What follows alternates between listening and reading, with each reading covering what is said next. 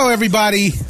Live from Koreatown on a wonderfully calm, gloomy California day. Got a little May Gray a little early. It is the O-ZONE. I'm your host, Omar Miller. I'm here with my brother, Terry Miller. Terry, how you feeling? Are you in the O-ZONE? Are you so fly? You in the O-ZONE? Could you like that? I love our theme song. Yeah. Anyways, how are you? I'm great, dude. How are you? Right on, bro. Right on. What space I've are you been in? busy. I've been in a busy space. Okay. Just for everybody listening who's excited, who can just stop asking me every 10 minutes. We're reshooting another season of Ballers. We're shooting season 5. We just started. Going to come out to you guys probably late this summer. So hold your horses. It's coming. You get some more to rock, minus Mr. Ed. But we got a lot to cover today, as usual. And, wow, first we want to cover the weekend.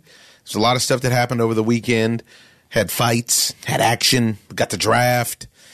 I'm a little disconcerted about the draft because the Raiders have employed John Gruden to run everything, and I just personally don't think it's the best case scenario. Well, he did his thing. He ran it into the ground. Yeah, he ran it. The Raiders! It's tough leaving the nation. I hope you guys show me love when I'm on the outside and don't jump me like you do everyone else at the Coliseum. Why they can't? We got a lot of Major League Baseball aces struggling. A lot of stuff going down in the league. But, I want to start off with a quick tribute. I got to spend a little bit of time with a film icon who passed away just yesterday. Talking about Mr. John Singleton. I got to hang out with him a few times. John's a good guy. We hung out in Miami mostly when we did see each other. And, you see all of these touching tributes that people give now, and it's just a testament to the kind of person he was, but it's also an inspiration to get out and live your life. Because you see this guy, man, he opened a lot of doors for a lot of people. And a lot of people, like maybe the most surprising one to me was Shonda Rhimes, the mega writer, mega producer, who said that she received a word of encouragement from him on a random phone call when she was just getting out of college and trying to figure out how to pay her bills, and he just gave her some encouragement. That kind of stuff is a big deal, man. It's good, right. And it puts her in a position to then in turn keep going, to be encouraged and turn into what you turn into, and to pay it forward. I think what's cool about it is, I talk about it all the time to you, is just that when you pass away like that, when people pass away, that most of the people have positive things to say about you. I haven't heard any negative things. It's cool when that happens, yeah, and it doesn't happen as often as you would like it to. And he's somebody who I haven't heard any bad things about John, any bad stories. And I just condolences out to the family. And back to the world of sports, especially Southern California sports, which John was a big fan of. So, ladies and gentlemen, the boxing portion of the podcast didn't cover last week the big rematch at Superfly with our affectionately known Sorswisket Thor Rigsvinzai, as we call him, the Thai homie. The Thai homie he came back. Ran into a little trouble. He came back into the fold. He'd been having some marital problems. His girl scrambled his eggs. And any athletes out there understand, if you hear something about an athlete with girl problems, chances are this is the time to bet against them, even if they come back, because it's very difficult to have your mind together when things aren't right at home with your woman. And things weren't right at home with the Thai homie's woman. Seemed like it went the wrong way. He took some time off after a series of devastating and totally dominating bouts where he dominated Chocolatito twice, and then he gave it to Estrada, who was unstoppable. Yeah, it was the pound for pound. He was the pound for pound champion. I think Chocolatito was 49-0, something crazy like that. 50-0, something nuts. And he came back last night for a rematch of last year's bout in February at Superfly with Estrada. And you know what? Juan was ready for him. A little dominatrix going on. And that's what now that's what I heard. I actually didn't get to see the fight. So you tell me. I saw pieces of it. I didn't get to see the whole thing, but what I did see was just that he was like a target practice. It wasn't any movement. He changed his style, and he actually paid for it. And you know what he said? Afterwards, they asked him, because he fought most of the fight orthodox, and he's a southpaw, and that's part of his devastation. Right. And he said, yeah, we figured he'd prepare for the southpaw, so we turned it around and surprised him. Surprise. And there was a lot of people upset about the officiating in that game. Yeah, because in that fight, because they were saying that it was they were saying that it was not close whatsoever. He looked terrible. I'm just going to keep it 100. If you're having girl problems, I feel bad for you, son. Man. He looked terrible. I mean, he was just taking straight shots, jabs, crosses, hooks, everything. He took the whole belly whacker. I need to watch the fight. I hate to hear that. You didn't miss anything. Wow. Between that and our man, friend of the O-ZONE, Regis Arugaru Prograis, went and put in work this weekend in the semis of that 140-pound tournament. And he got the guy out of there. The guy's corner threw in the towel. I do believe it was in the 6th. He could have knocked that guy out, and I believe that he carried him a little bit because that guy hit him after the bell, and he looked like he just wanted to punish him. Right. You know what, though? He should be in the conversation for pound. Since this is what he asked. He said, am I on the pound-for-pound list now? He should be. I mean, what is he doing wrong? He's completely dominant at 140. And he's fighting everybody that's in front of him. And he fights and champions. He took that guy's belt. Yeah, he took that guy's belt. So it's not like he's handpicking or cherry-picking anybody. He's fighting everybody. He's fighting everybody. And they're saying Josh Taylor is next, as long as Josh Taylor wins his side of the semi, which would set up an interesting final. Yeah, he said that he wants him, too, because it seems like that everybody is calling for that fight. That's the fight they're calling for. And I don't know. I'm still with Regis. Yeah, me too. I think Regis is ready to get into the deep water of names. I think he's ready to get into the deep water with a Mikey Garcia at 140 or with a Terrence Crawford potentially if Terrence has any interest in making it like a catch weight or something like that, maybe 144. But he's a problem, man. But he's a guy that most of the guys are going to stay away from because he is a problem. He fights. I don't want to say it's unorthodox, but he literally works. Well, he does off the jab and works the body, and that's sort of devastating body shots. Yeah, and it's sort of a lost art with a lot. I would say that maybe 2 or 3% of all fighters now fight his style of fight. Yeah, and it's effective. Super effective. Actually, he honestly fights a lot like the Thai homie did the last year. Yes. He fights a lot like how the Thai homie fought in 2018. Yes, where you can't really put a finger on what he's going to do to you. But it's effective. Body, head, head, body, head, Body. Knock him out. Uppercut. Yeah. Yeah, I'm very interested to see how that progresses, but we predicted at the beginning that he was going to win that tournament. I say the biggest problem with these tournament formats is that they take so long. Right. And then it's kind of easy to forget guys that the guys beat early in the tournament. Because he has to wait, 3 weeks or 3 months for the winner of the Taylor fight? The Taylor fight is in 3 weeks. Yeah. And then they have to have, adequate time. Yeah, time off the heel and then to prepare. So I would imagine we would see that fight in October maybe? Mm-hmm. September, October. But this tournament's been going on for a year. Right. This tournament, I remember. I've never been high with the tournament. The tournament format. Yeah, I don't like it.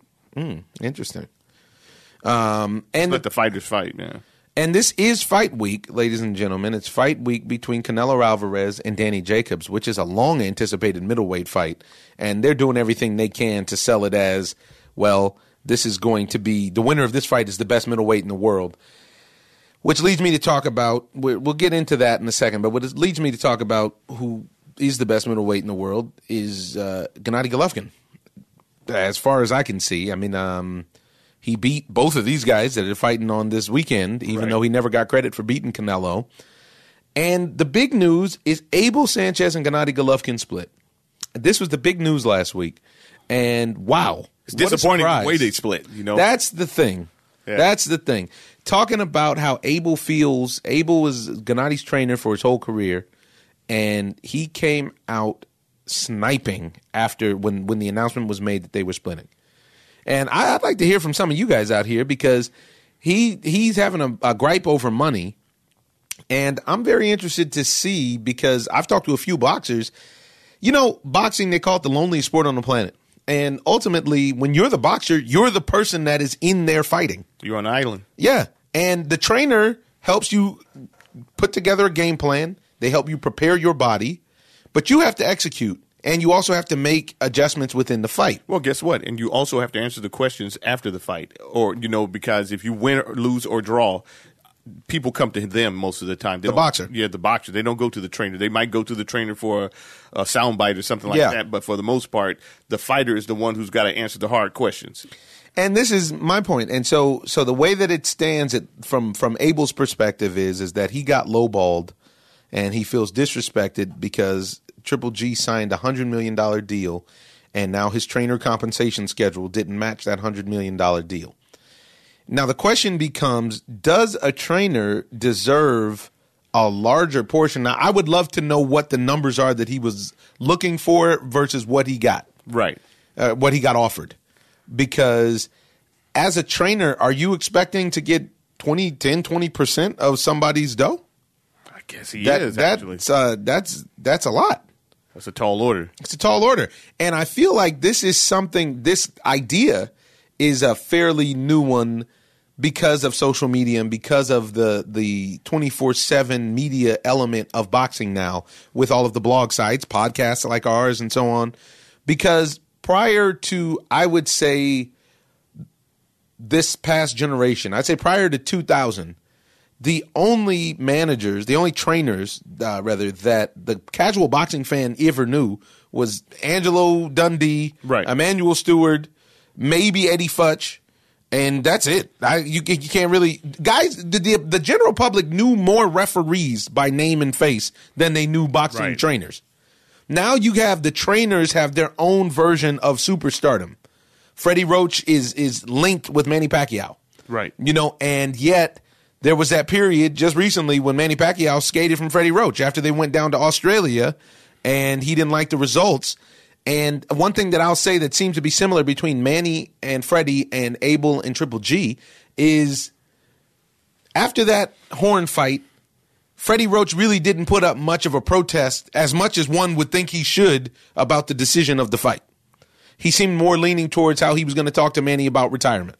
And I think because what he saw from Manning at that point, if you go back and watch the fight, is that he didn't open it up all the way. And now it's a problem for him. He wants a guy who's going to sell out and do everything that's necessary. Get that guy out. Get that bum out of there. Not carrying guys and not taking it to a decision when you don't have to. Because I honestly felt like he could have got Jeff Horn out of there. In the 9th round, they were going to stop the fight. The ref was going to stop it, let alone. And Manny's looking at the ref like he didn't want to hurt the guy. And if that's the case, you shouldn't be in the ring. Right. And then when we talk about Triple G and Abel, you're talking about another situation with Canelo and Triple G getting in there, and then Abel actually after the fight wasn't. This is what I'm saying. The similarities lie. Yeah, but I felt like the fights were in two different categories because Triple G literally won both of those fights. He didn't drop him. He dominated the fights, and everybody who's really a boxing aficionado or a fan knows that. There's maybe 5% of boxing fans out there that thinks that Canelo really won those fights. 5% of boxing fans. I think it's a larger number than that. But do you? Yeah. That's when I read comments and stuff like that. People realistically know that Triple G beat him. I see that just a handful of Canelo fans that say that he lost that fight. I think there's more than a handful, but it's all good. Go make your point though. But my point is that when Abel came out afterwards, he sort of conceded that. That's what it seemed like. But that wasn't warranted. It was just like more so that Triple G didn't follow his game plan, so he got what he got. Yeah, and and I wonder. I would love to be a fly on the wall to know if that had something to do with it. And but to jump back into the story now with the world of super trainers, if you will, you got guys that people know. Super trainers. People know Nacho. Mm-hmm. People know Abel. Mm-hmm. People know Freddie. Obviously, still Roach. People know Joe Goosen. People know Virgil Hunter. Derek. People know Derek. People know there's one more, Robert Garcia. Right. People know guys now, and they have weight. They have much more weight, seems like, in the public. And I don't know if that weight translates into the gym and into financial terms. Now, the situation with Mikey and Robert, it's completely different. They're actual siblings, so, that brings a different element to the table. But I would love to know, because I've spoken to a couple boxers who were like, you know what? Abel didn't make Gennady, and the way that he's talking is like he was the fighter or like he made Gennady. And and I've talked to a couple fighters and who were like, yeah, but at the same time, on different times, they're like, at the same time, he was with him the whole time. So I don't know what the ask was. That seems to be the big question. Like, what was the ask or what was the offer that was so offensive? Right. And it might have been a thing where as the zone threw a big number out at him, at a Triple G, and then so he naturally just felt like he was going to get a big chunk of that. This was what it sounds like, and we know Abel, we know Abel's son. They seem really good people. We're going to be hopefully at some point we get to talk to him and figure out what's going down. Mm-hmm. And we know Gennady, so we just got to. It'll be interesting to see who he goes with, because if you look at what happened with Freddie Roach and Manny Pacquiao, Freddie came back in the fold and swallowed his pride and came back in the fold under Boo Boy. He wasn't the main coach. Boo Boy was the main coach when he just came back. And that's when Manny started to dominate again. But they have a relationship. It seems like more of a relationship because I felt like the Triple G and Abel had a relationship more like a father-son relationship, but it doesn't. Obviously, it's not like that. But with Freddie and Manny, you can actually see a relationship. I feel like that has blossomed from the time the guy was 20 years old, 15 years old. Exactly. And I feel like Freddie was with Manny. He felt like I don't want him to get hurt on my watch. Yes, he might get hurt. I won't allow that on my watch. Yeah, I'm out. Yeah. And maybe that's a good point. It's a really good point. So yeah, that was the big news. And we also had a sleeper fight, that Robert Easter Jr. fight. I don't know if you saw that. Robert, I didn't see it. Oh, you didn't miss anything. Did he lose again? No, they fought to a draw. It was a waste of time. Robert Easter is a guy who nobody wanted to commit. No, I agree with that.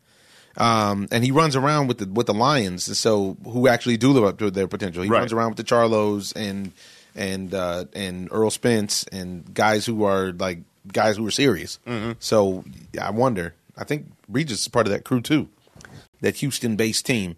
Yeah, and so that leads us to now, which is the fight of the weekend, which could be a fight of the year. You got Canelo Alvarez, you got Danny Jacobs. For people who don't know much about Danny Jacobs, you should go watch that 40 Days on OZONE. Because it talks about how Danny Jacobs, they call him the Miracle Man because he had a rare cancer wrap around his spine, and it caused him to not be able to walk. He was paralyzed, and this is while he was actually a champion fighter.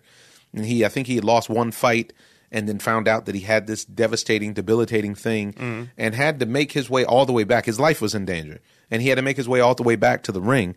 Did that, recaptured his belt, and has since then only lost to Gennady Golovkin.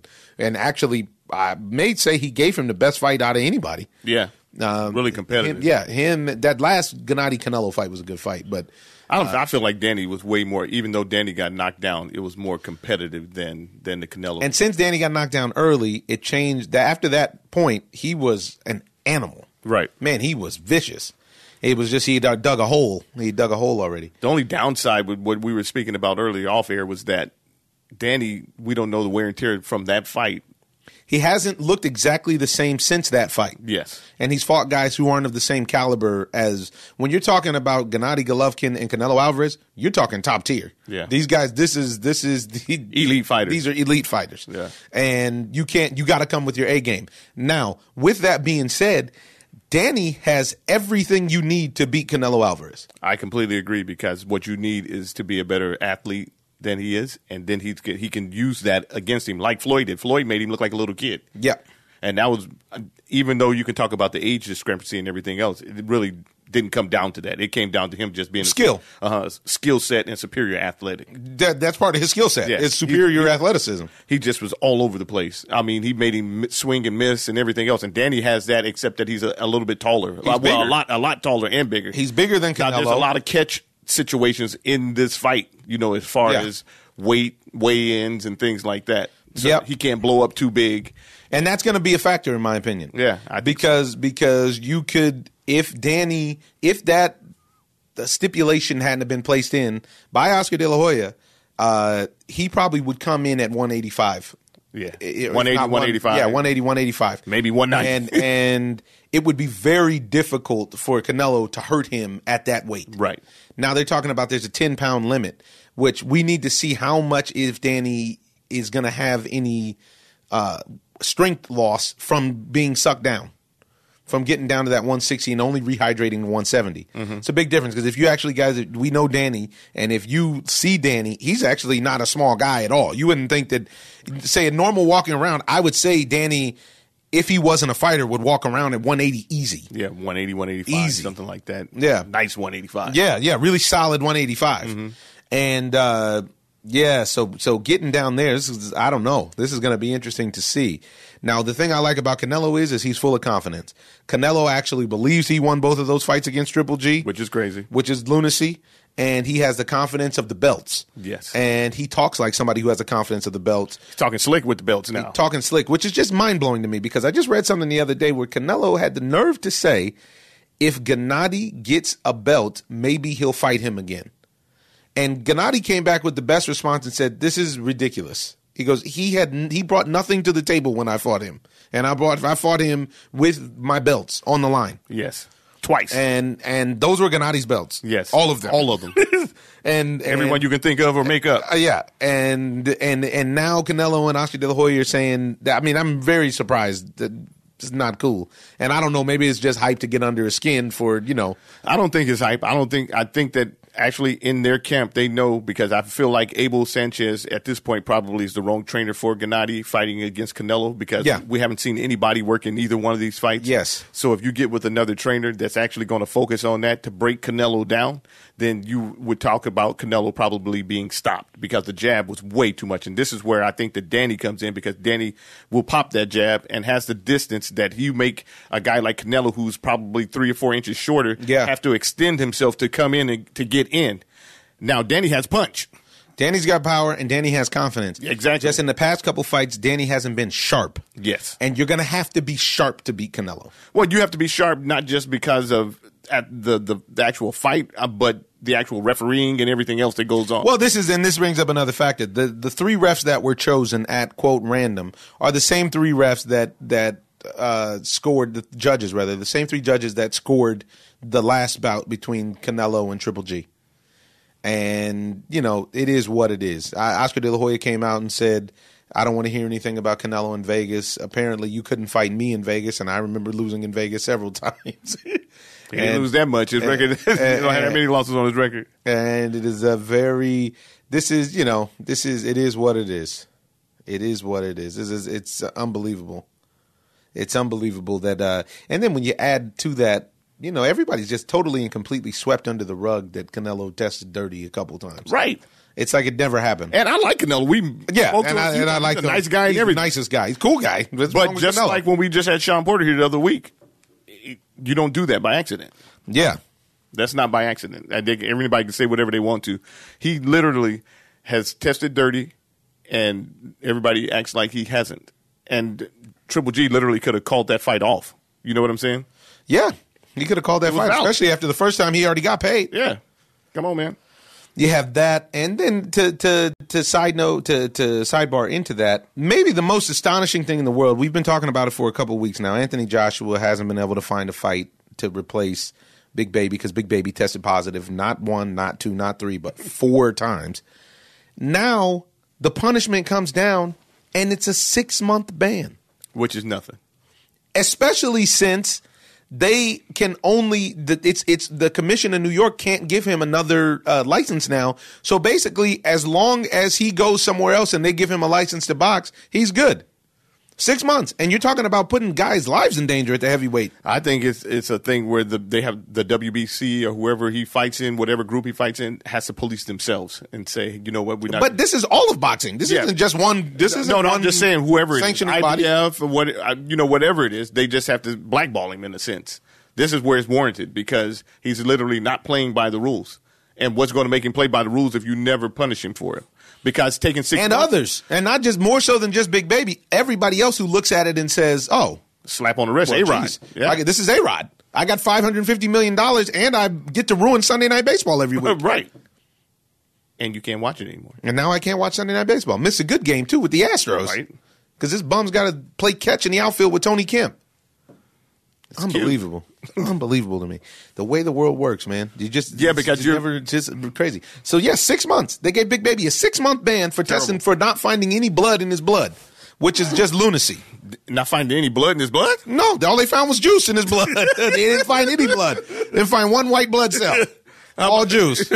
Wow, what kind? Pineapple, orange? No. A melange. A doxycycline. It was always a one of those.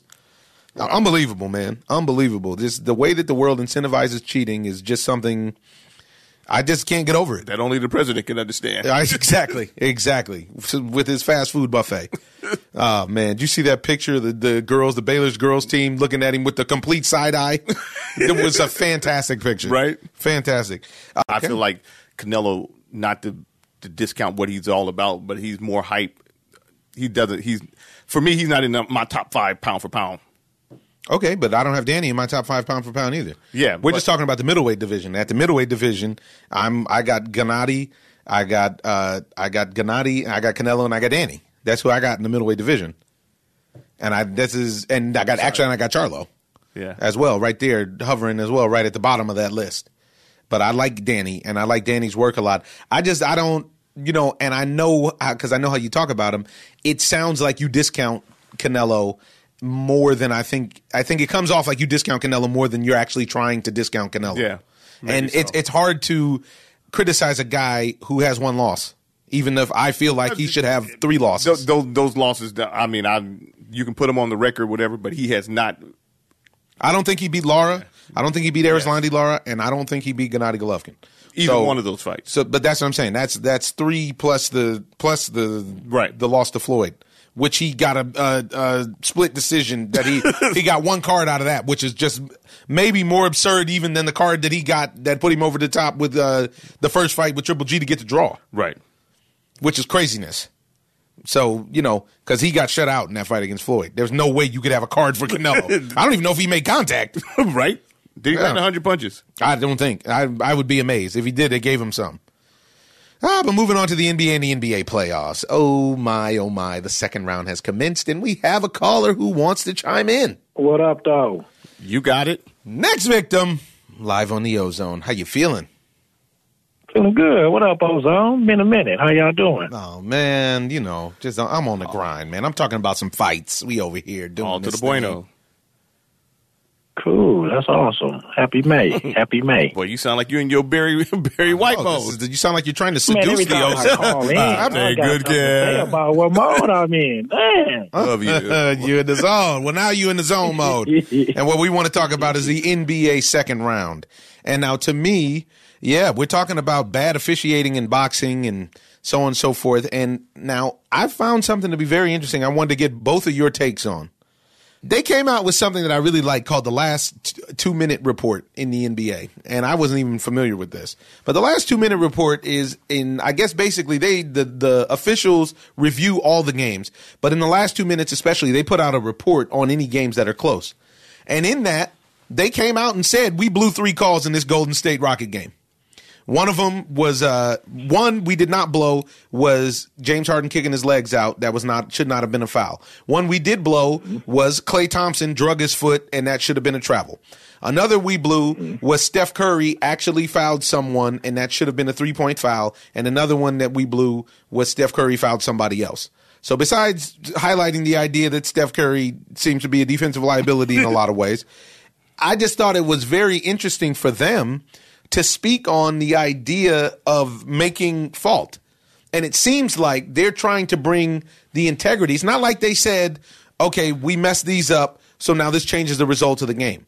They're saying, in review, we messed these up in the flow of the game, and we admit that. But the Rockets research team says that it claims that the major officiating will cost them the title. Well, they're saying it cost them the title last year. They're saying it right now. Yep. Yeah, but obviously, if it continues that way, that's what they're saying is it cost them. I know, but I'm saying that it's bogus. Those are excuses. The same thing that's going on in society everywhere. Nobody wants to take responsibility. Why doesn't James Harden focus on making the shot and quit trying to get a foul, which he gets more foul calls than everybody in the league, and make his jumper instead of sitting around crying to the refs? Everybody gets bad calls in every single game. But this is what the league created when the Splash Brothers came into the league and just started shooting everything from long ball. And then, because James Harden, he wasn't doing this when he was in OKC. He was to the rack. So then, with Golden State getting the Splash Brothers and putting them shots up, 35, 40-footers, now it's these are fouls. They flaring their legs. They flaring their arms every time a shot goes up. And it's like, it's just bad basketball. And I wish that it would go back to Channel 4, the NBC playoff days where where the Heat played the Knicks every Sunday. Where they played every Sunday. And somebody got hurt. Yeah. Because, this basketball now, it irritates me. And it's hard to watch. Yeah. Well, they did let them play in the Boston and a Milwaukee game more so than they've let them play in any other series. This first game of the playoffs. But both of those teams play a more traditional, fundamental style of basketball. Right. So this is what Victim is saying, and actually I hadn't thought about that, and he's absolutely right. What has happened is the game has stretched away from the basket itself.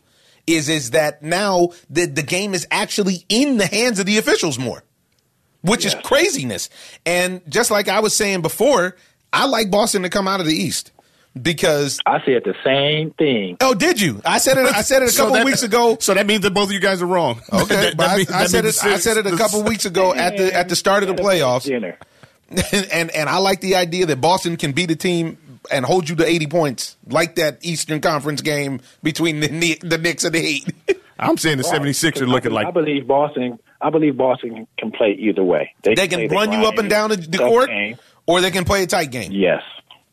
And they always play defense, and they always have a game plan because they have the best coach that's still in the playoffs.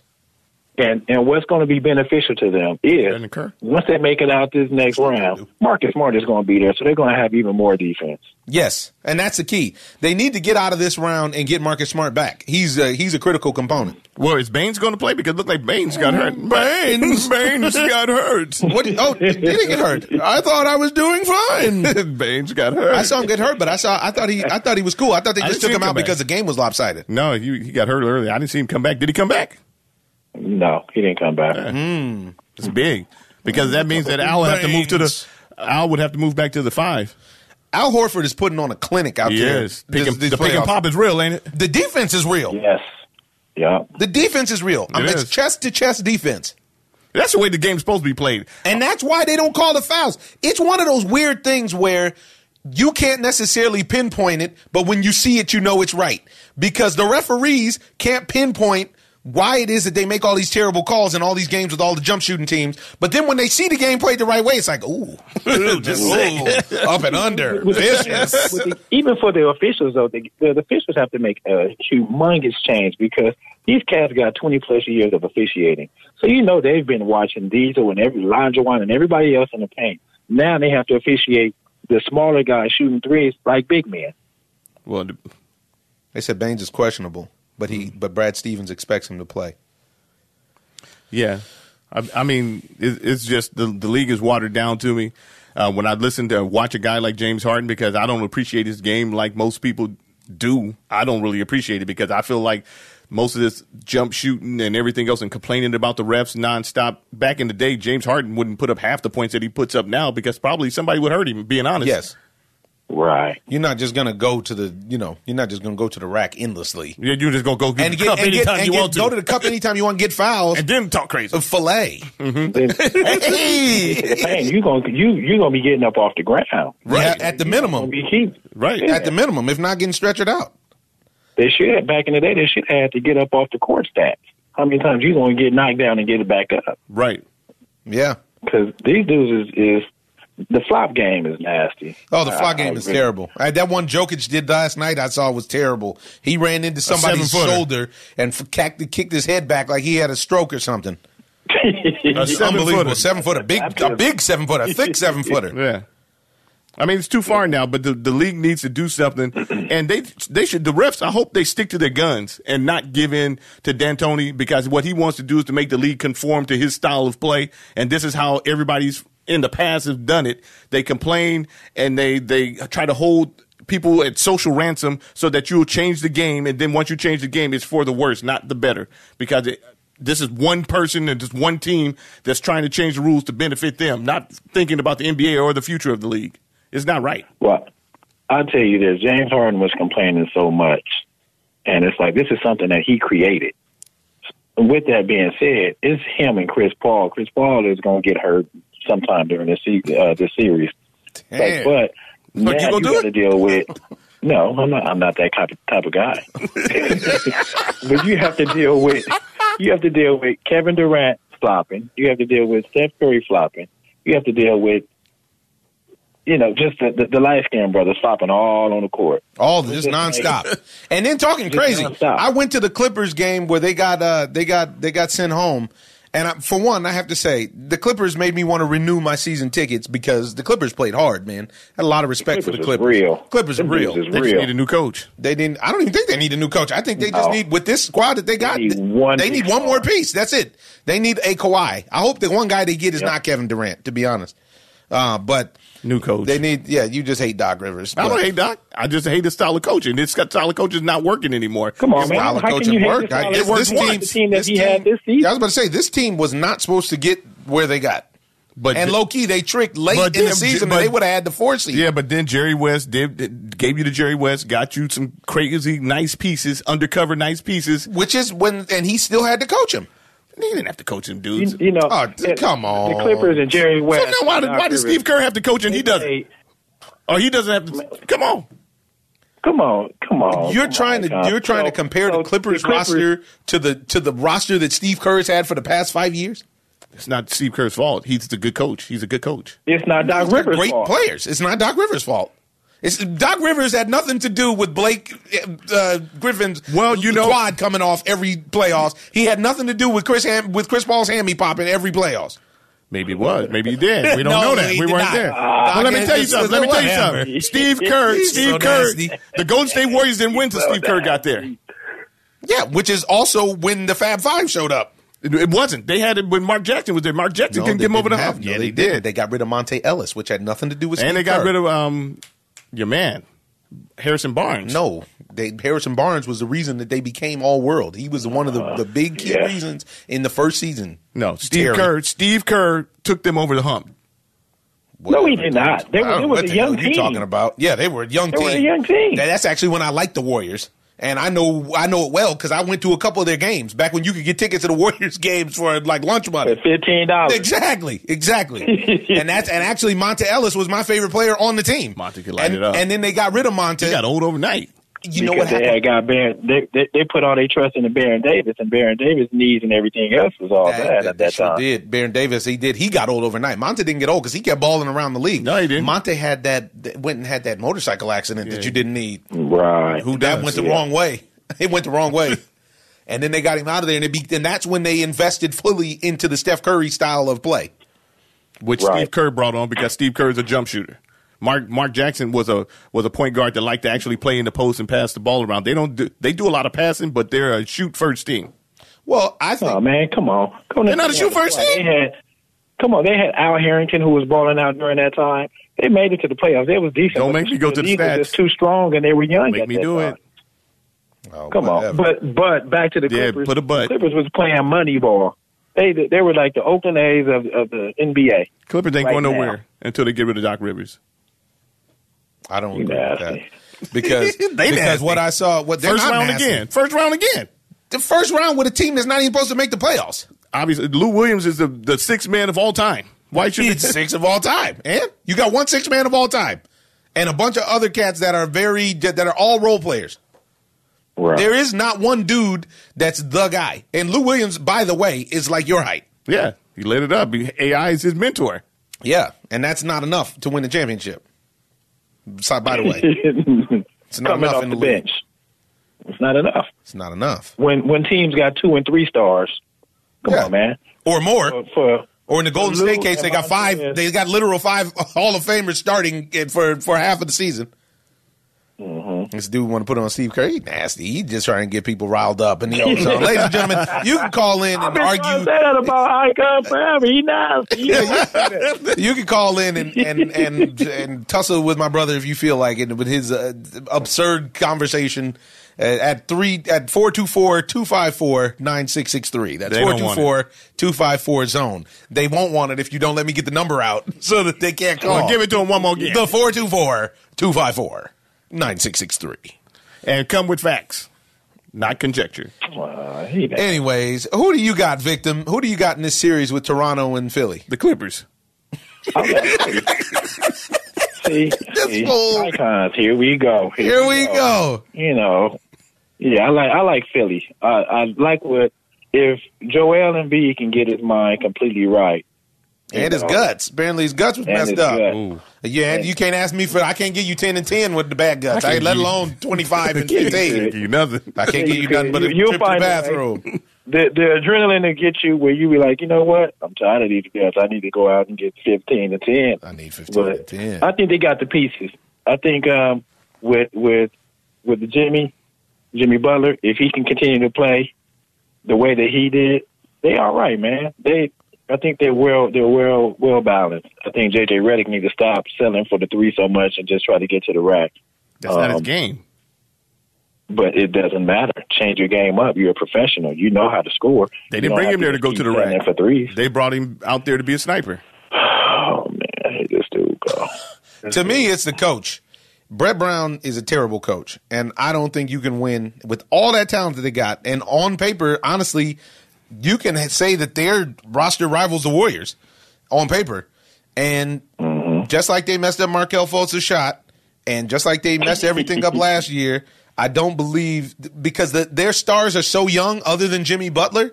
When you're talking about Joel Embiid and Ben Simmons, that kind of youth needs coaching. It needs guidance. And it doesn't – I haven't seen Brett Brown be able to bring that out. Well, I think that you got a floor general in Jimmy Butler, and I think that he can take them to the next level because he's not that far off of being one of the best player in the league. He's really in the top five. I agree with that. So I think that if you let him go out there and give you the Jimmy Butler – not the James Butler, but the Jimmy Butler. You got a nightmare coming because Jimmy Butler is just as good as anybody that's playing in the playoffs. Huh. Right. I agree with that. He lit him up last night. I agree with you in life. Like, that's a great point. But him and Jimmy Butler and also Tobias Harris, if them two can just really show up and play, that's a deadly combination. Sure is. I mean, they have all. It's not about their personnel. For me, it's completely about the coaching because I think Ben Simmons is going to be something so special. I think the best thing is he's playing in the shadow of Embiid and Butler and blah blah blah. So he can hide a little bit. Yeah, I think have this conversation 10, 15 years, we're gonna be like, man, this kid Ben Simmons is talking about GOAT status. This kid, if he develops a jump shot with the skill set that he has, he's a real problem because he can play defense. He can do it all. If he would but he's only 21 years old or whatever. So once he give him a little time. Yeah, he's in the shadow of Giannis, though. That's going to be another problem for him as well. I don't think it's a problem. That's the thing. It takes Giannis a couple of years to get a shot, too, though. Yeah, but this is my point. I think that's actually good for him. I don't think you always need to be, especially him being Australian, I don't think you need to be the star. I think that applies a pressure that you don't necessarily need while you're getting your game together. For the league, because they're trying to pass the torch to Giannis, rightfully so. But yeah. Do you think Milwaukee comes back and beats the Celtics this series? They can. I don't know if they will. I mean, it's not up to Giannis. It's a yes or no answer. It's just unbelievable. He just gave us the Republican answer. Yeah, but this is up to the other players who are surrounded him because he actually showed you because everybody's talking about him getting a jump shot. But what Giannis did last time was that he didn't score at the rack. He scored from outside. He hit the jumper. He hit 3 threes, and he hit from outside. Big O. Is it the truth? After the series, Icons is going to come back and say, if Milwaukee wins, this is what I was trying to tell you guys. See, Milwaukee was going to win. Nah, you can go back to the tape on me. 100%. But he cannot. So are they going to come back and win or not? Answer the question. Yeah, they'll come back and win. I'm giving it up. Now what? Okay. Well, you're on record. Right, Charles Barkley. You guaranteeing it, Charles Barkley? No, I don't guarantee nothing because I'm not playing. I only guarantee myself. I show myself approved. Oh, boy. You don't have me guarantee nobody else. Only thing I can guarantee is that you don't got your stats together. Well, I don't keep stats for nobody else that play. I keep my wins and loss stats. Oh, man. So I got Boston. Kyle Lowry is still Kyle Lowry in the playoffs, unfortunately. So I don't know. Yeah, I feel like his mind just isn't in shape. I don't even his physical thing. These are fish oils. It just looks so much worse that he's not in shape. Right. That he doesn't get it done. Right. You know that's like when Melo wasn't in shape. Right. And couldn't win. It's like then there's always something for critics to point at and say, come on, man, he should have been in shape and he could have blah blah blah. But I don't know. I think that Kawhi Leonard is the best player in basketball that people don't think is the best player in basketball. Yeah. So I'm going with Toronto, and I like a one. I think between him and if they can put it together with Marc Gasol, I have no faith in Brett Brown. And if it's not this round, he'll trick off the next round. He'll find a way to trick off the last year. He tricked it off. They were really good last year too. Yeah, but they didn't have Jimmy Butler or Tobias Harris. I think they had Jimmy Butler. No, they did not. They just got Jimmy Butler midway through this season because Jimmy Butler was trying to get out of. No, that's not true. Jimmy Butler hasn't been with them. Out of Minnesota. No, he was out. Was he Chicago or Minnesota? He was in Minnesota. Minnesota. He was in Chicago, went to Minnesota, then bounced from Minnesota. I thought that was last 2018. No. Wow. I need to look that up. Crazy. Because Jimmy Butler or Tobias wasn't there. So this is what I'm saying. Tobias just came over. Yeah, Jimmy Butler. Mm-hmm. Yeah, Jimmy Butler's wasn't that far ahead of him. Yeah, so I actually like Toronto. I like Boston.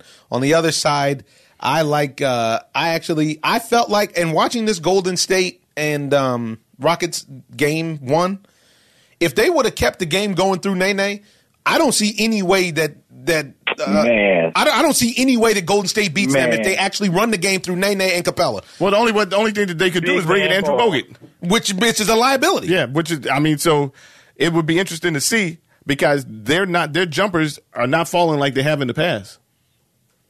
No, because the Clippers wore them out. The Clippers guards and the entire team wore the Warriors out. Dang, they wore out like that.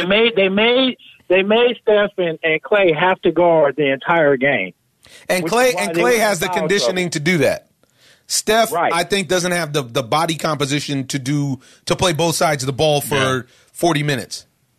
And somebody to guard him from at least half court and put some pressure on him. Right. So, and he's still gonna do his numbers. Now, I'm not trying to discount Steph Curry by any means. But the only thing that's going to hurt them, which is more important than anything, is that who is going to stop Draymond Green? Draymond Green gets a triple-double, and you're going to lose. No. Draymond's going to get a triple-double because he got 3 or 4 cats on his team that can shoot. So Draymond didn't want no part of Montrez. Bogut didn't want no part of Montrez. And he didn't want no part of Nene. This is what I'm trying to say. Obviously, he wanted a part of somebody. He got a triple-double. And Nene, no, I'm talking about on defense. Oh. This is what he didn't want no parts in them. This is the whole thing. Like that. That's the whole point. If instead of trying to out-warrior the Warriors, if you actually play a different type of game and not try to match them 3 for 3, the Warriors are so sloppy with the basketball, it's comical. Yes, they are. And I watched them. I think they had 11 turnovers in the first quarter, and Houston still didn't. And Houston, every time they got a turnover, wanted to jack up a 3, which was cold at the beginning of the game. It finally warms up later into the game, but this is why it's even hard to watch. If I want to see a bunch of broke jumpers, I could go to Stevenson Park. I'm supposed to be watching NBA game. Why are you upset with the Warriors? Don't diss the neighborhood, fool. That's Stevenson Park. Show broke jumper too, fool. Jumper ain't broke. And I didn't mean people from Stevenson. I'm just talking about other people who might have came in for that Sunday. Okay.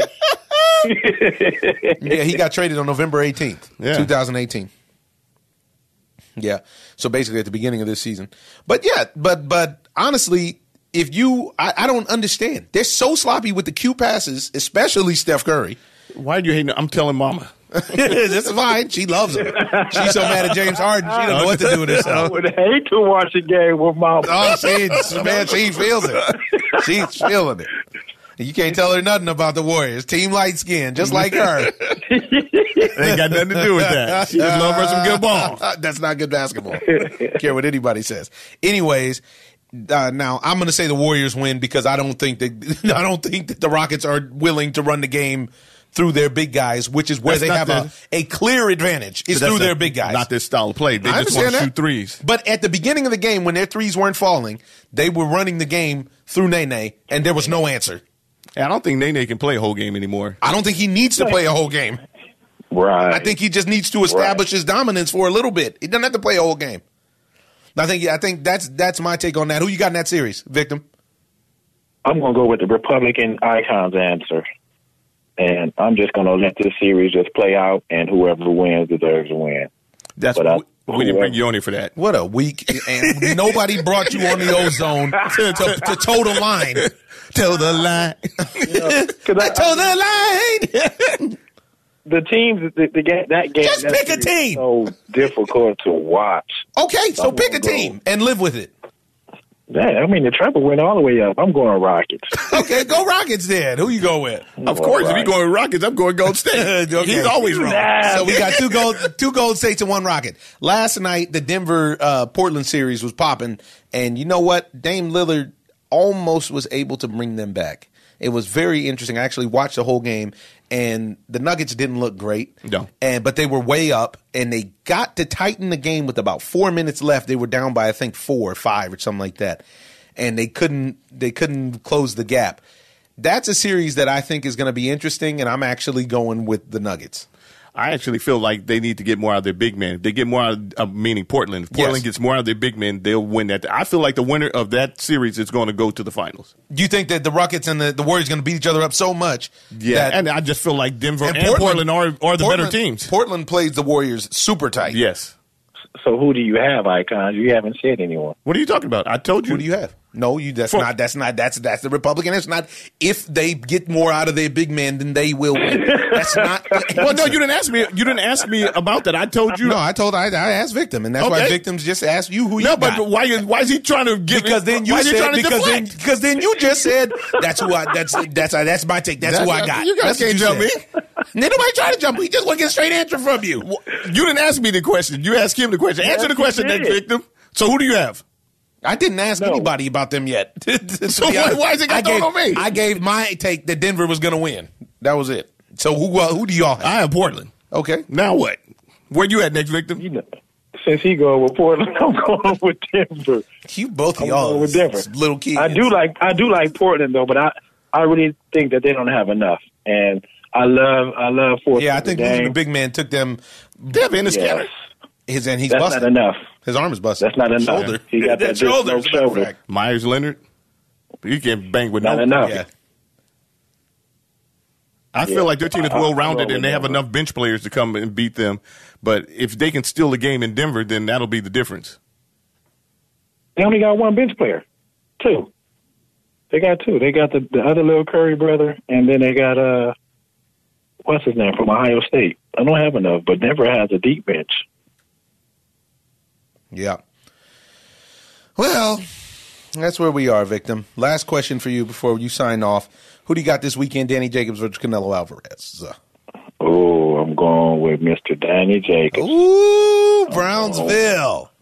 I'm going with him. I believe in him. Of a role with Mr. Jacobs. I think if he can just I believe he will outbox. I believe he's placed in this position right now to show how great he is. He's had a great fight coming into this fight, but I think it's his time. I really, really do. And Canelo been fighting some weaker opponents. Danny Jacobs been fighting some equal opponents to him. So I think Danny Jacobs goes into the ring and wins the decision. I'm going to say 115, 112. Wow, you even calling it. Wow. Okay. You think they'll give him a fair shake? That's my fear. My fear is just them not giving him a fair shake. Yeah, it's not Golden Boy no more, so, It is. What are you talking about? It is Golden Boy. Is it? Oh, yeah. I thought Canelo signed with what's his name? Oh, no. That's through Golden Boy. He signed with OZONE for distribution. Golden Boy. Oscar De La Hoya was just on the private jet on Instagram saying how this morning's grand arrivals he was going to be there. Yeah. And Danny said he knows he is confident that they're going to raise his hand as the new and the best middleweight in the world come Saturday night because he knows that when he was paralyzed and fighting cancer and he couldn't walk, he knows that God put him in this position to show his power and his grace. Just like, ooh. He give me some of that real deal. He preaching out there. SOG. SOG.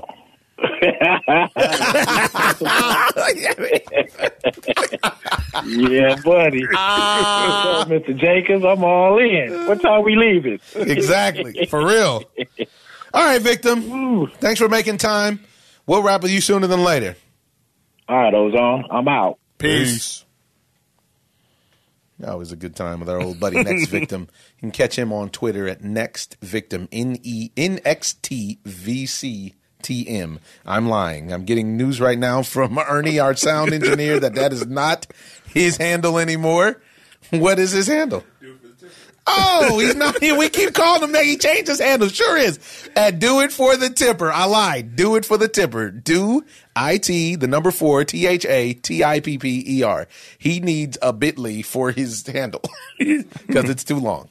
All right, folks. Now, talk to you about the world of Major League Baseball.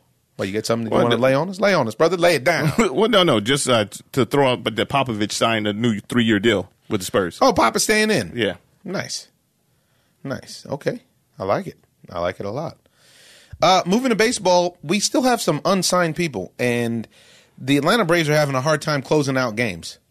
And the fans want Craig Kimbrell back, and they're making it very clear. Did you see this? Uh-huh. The fans were chanting Kimbrell's name during the game, during the ninth inning of games that were not able to be closed out. Wow. And it makes no sense for them to not sign him. Boston needs him. There's a few teams out there that need him. But you know what? Baseball's playing hardball literally right now. And because of that CBA. Because of that CBA. And there's a lot of guys out there that can't get gigs that are worthy. Like Dallas Keuchel. Yeah. And I felt like that Kimbrell was asking a little bit too much as far as not money-wise, but length time. Term-wise, length of contract.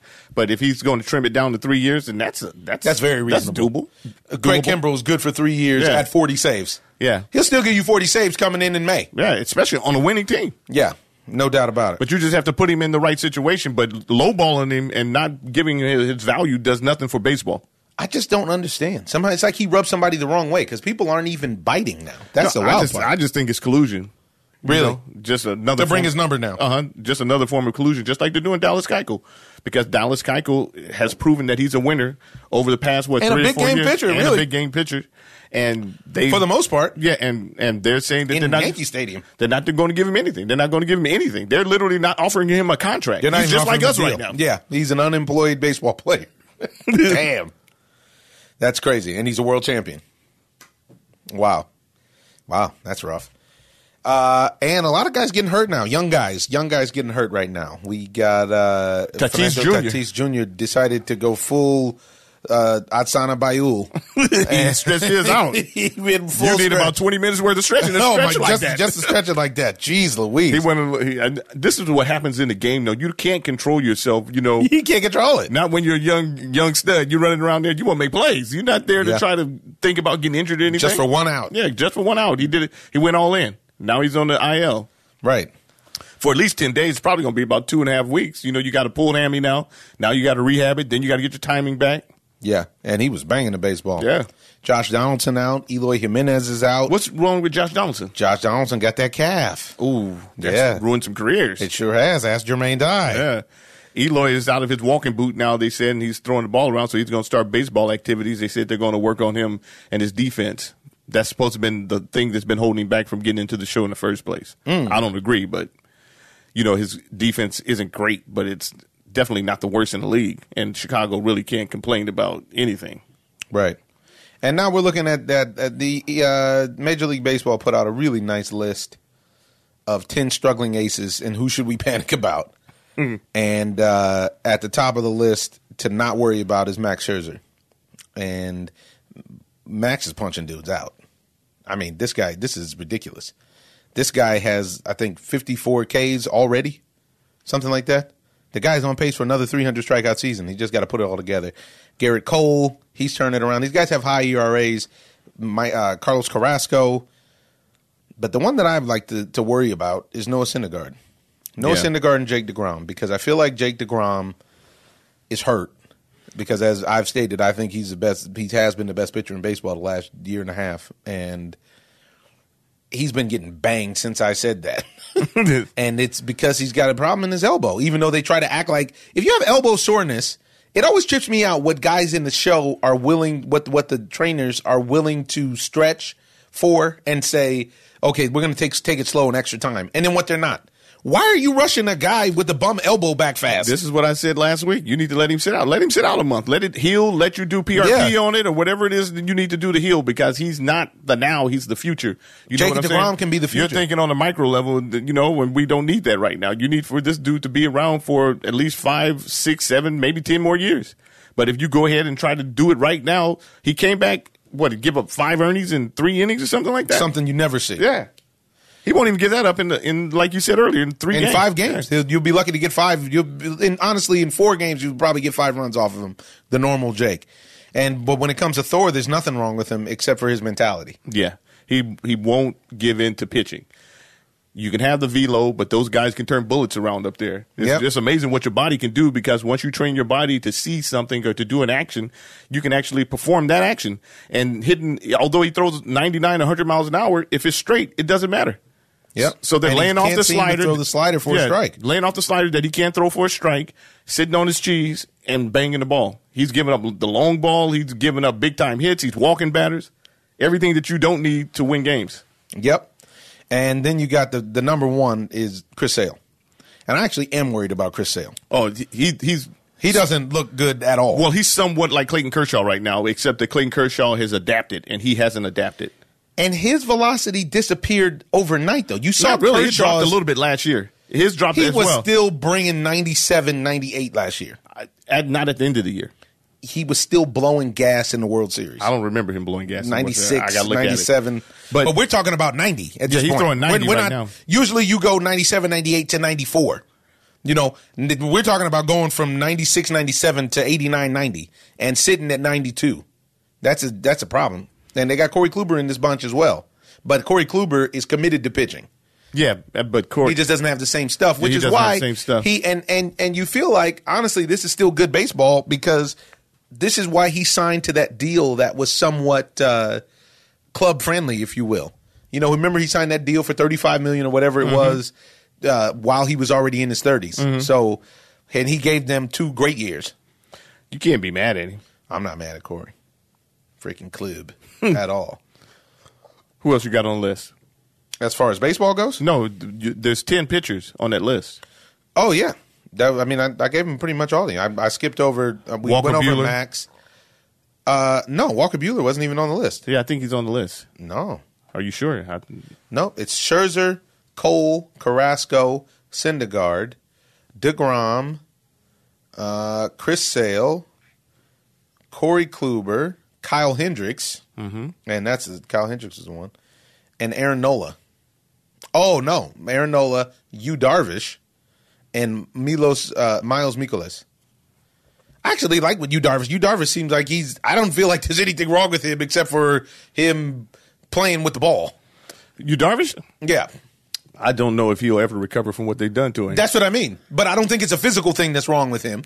I think it's physical now because they've made it, and when we he spoke pitched to a good game the other day. Yeah, but when we spoke to people actually in the MLB, they've said that he also likes to change his stuff. and you need to let him change his own stuff. Yeah. But see, he touched 98.7 today. But it's not about but it's not about the velo. No, I understand that. But he looked good in his last. I was playing against him in the fantasy team. You took some backs? Yeah, he looked good. He dealt, and he dealt last week. But the numbers are so ridiculous that his is a command thing. Kind of like Robbie Ray. Robbie Ray looked terrible, and I have Robbie Ray on my squad. Robbie Ray's always been wild, though. But that's the whole problem. And now he's going from 6 walks a start to 5 to 4. If Robbie Ray can walk less people, he can be effective. But Robbie Ray is one of these guys also that most of these guys that are on this list depend on velo instead of trying to throw off your timing. You know, it's big to throw off the timing more so than it is to throw hard. It's the biggest thing. And this is what's weird about Aaron Nola. Yeah, and Kyle Hendricks. Kyle Hendricks is in a bad situation. The defense let Kyle Hendricks down, though. And I watched a couple of those games when the Cubs were playing really, really sloppy baseball the first couple weeks of the season. And they let him down on plays that, of course, nowadays the official scorer doesn't give the guy an error. They'll give the guy, they'll give him a hit. So then that'll go on his, ERA. Right. Who's your sleeper team right now? My sleeper cell? Ooh. They're not really sleepers at this point, but it's the St. Louis Cardinals. I said it from the beginning. I've been riding on the Cardinals since they got Paul Goldschmidt. I love the Cardinals. And Michael Wacha is actually looking like himself from time to time. He's somebody who seems like he's adjusted. Yeah, he just came back. He's understanding the adjustment from throwing 97, 98 to doing some pitching. And they got a solid bullpen anchored by your boy Jordan Hicks. So I like them. I like how they play the game. The Cardinal way of playing baseball is effective. Who do you got? You know what? I really like the Padres, but you know who surprised me right now are the Arizona Diamondbacks. Yeah. They're playing well above their head. I don't think they're going to go anywhere, though. They have a pretty crappy schedule, though, because they were playing against Pittsburgh, who is playing above their head, but Pittsburgh gave you that bad outfield, which was a surprise. It wasn't Pittsburgh in general. It's one player that was giving me that bad outfield. Gregory Polanco. And I think he's personally responsible. They're on an 8-game losing streak now, because before that 8-game losing streak, they were like at the head of the division. Yeah, and I don't know what happened to Polanco in outfield. He looked like he was disinterested. Right? And He looked completely like, whatever, man. Nonchalant Super to the ball. nonchalant to the ball. Yeah. As expected, the Angels, with the supposed greatest player of all time in Mike Trout, are in last place. Not a surprise. Shohei Ohtani is coming back soon, though, and that actually could change their fortunes, in my opinion. In about a week and a half, week and a half. I can't wait. Right? He's going to tear the league a new one. He's a monster. I mean, from what I saw, especially he's going to focus on hitting the world. Yeah, especially if he's going to focus on hitting. He's fast. He can hit the ball. He's got pop. I wouldn't doubt if he's one of the fastest, if not the fastest player in the league. He looks like it. Yeah. Ooh, fastest. You think he's faster than Brian Buxton? Yeah, I think Trevor Story is close to being faster than Brian Buxton, too. Trevor Story is fast. Yeah. Really fast. The Colorado Rockies are a team that you got to look at. You know, I'm always high on the Rockies. You and the Rockies. Oh, they're going to eventually get together, bro. Exactly. And then you can say, I was just 18 years too early. And you bet on them. Exactly. Oh, my goodness. What do you got? You got anything else? Because that's all I got. That's it. Action-packed adventure. You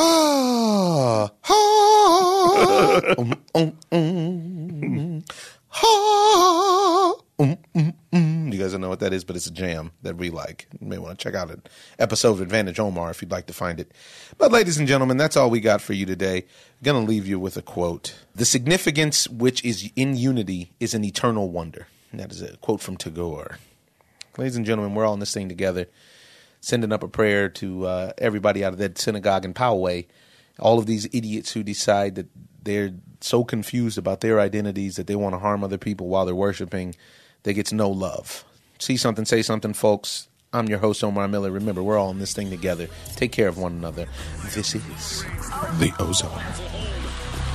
O-ZONE. I'm just living the dream. I'm in love with the lights. This is not just a game. This here is my life. The camera's on me, yeah. Yeah, man. But back to this Canelo Danny Jacobs fight. How do you got the fight? I honestly feel like I've never seen Canelo down or whatever. But if I don't know their game plan, but if you have the right game plan, I really honestly don't feel it's difficult to beat Canelo because of his. You taking him on? If I have to. I mean, sometimes you never can tell. You're up next on his deal with DAZN. He gets $36 million. You get 36 stitches. At least give me $36, one for each stitch. But the thing of it is that not Floyd didn't just give you the blueprint, but you have to literally go back to old school boxing where you establish everything off of the jab. One of the things that Gennady did as well was establish it with the jab, but he never went to the body. Danny has a sizable size difference, advantage, and in that, Canelo has to extend himself to get to Danny. If Danny uses that to his advantage, Canelo will have a long night, even if the refs want to cheat, because he could literally, if he fought like a fight like a Larry Holmes type of player would do, or Sugar Ray Leonard and a Robertson or any of them, stand out there, pop that jab, close that eye, make sure he can't see it coming, then come over the top, fight. That's fight.